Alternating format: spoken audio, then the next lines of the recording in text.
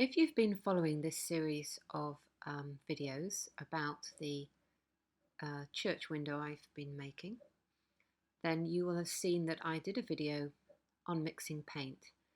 And having mixed my paint, I'm now painting the lilies. So what's special about this method is that the paint is mixed in such a way that I can do the tracing and shading firing in one go. So for more on that, just have a look at my mixing paint video. There's a lot of lilies to paint, so I get a bit of a production line going. So I do all the tracing first and I put them to one side and they can all set, all dry. And then I'll come back round with the shading. And then when they're all dry, I can start to highlight the shading by removing bits of the paint. So there'll be a lot of the same in this video, but I know some people like to watch people paint for relaxation purposes. So if that's you, I hope you enjoy.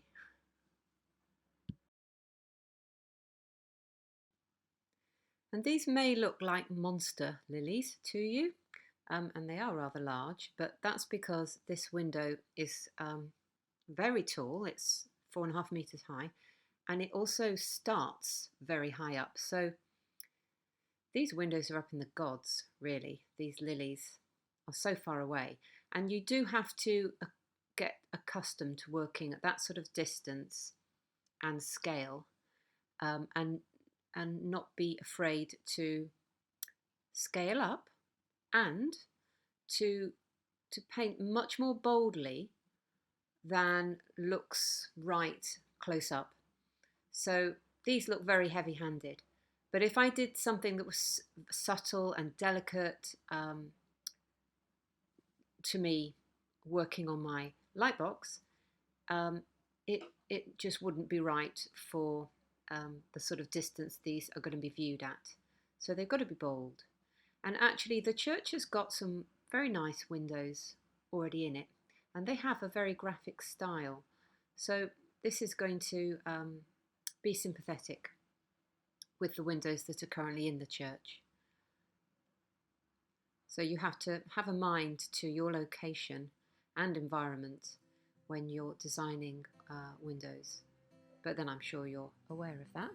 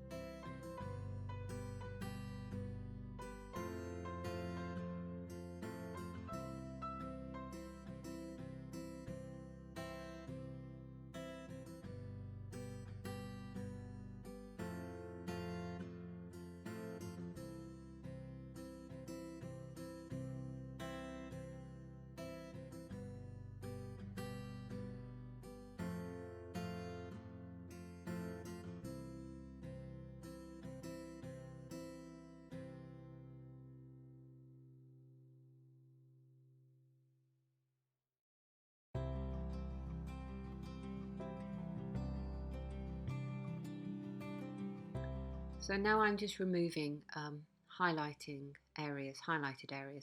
So you can see it just taking shape now, becoming a bit more three-dimensional.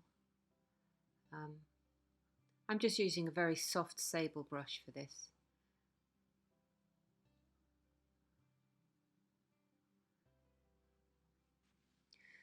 The reason the church asked for lilies in this window is because it's a dedication window to St. Joan of Arc, and the fleur-de-lis is her symbol, and the fleur-de-lis is a lily, and it's a symbol of purity. They're white, and so although it's tempting to leave quite a lot of shading on, so that they're sort of bold, I also have to consider that they need to look white. Now, getting glass to look white without using opaque white glass is a bit of a trick, really. So as you will have seen if you've watched earlier videos in this series, I've used clear glass and I have fused small amounts of powdered white frit onto it, just enough that the glass doesn't look completely clear, but not so much that the lilies become opaque white and block out all the light. So it's been a real balancing act. But I can safely say now the windows have gone in, and they went in yesterday, that I think I got it just right, because they do look bright and they look white, though it's a trick, they're not, they're clear with a little bit of white. So yeah, I'm pleased with the results. And like I say, to a certain amount, working at a distance and a height comes with experience.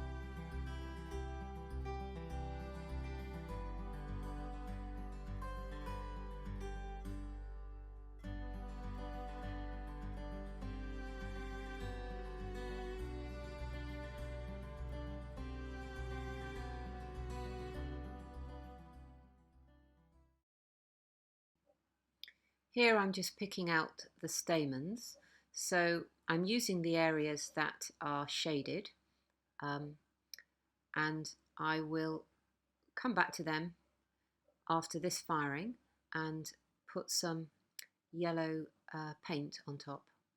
So I'm not going to use silver stain on this occasion because silver stain needs to go on the back of the glass, and as that central area of the glass has got powdered frit on, it will block the yellow coming through from the other side.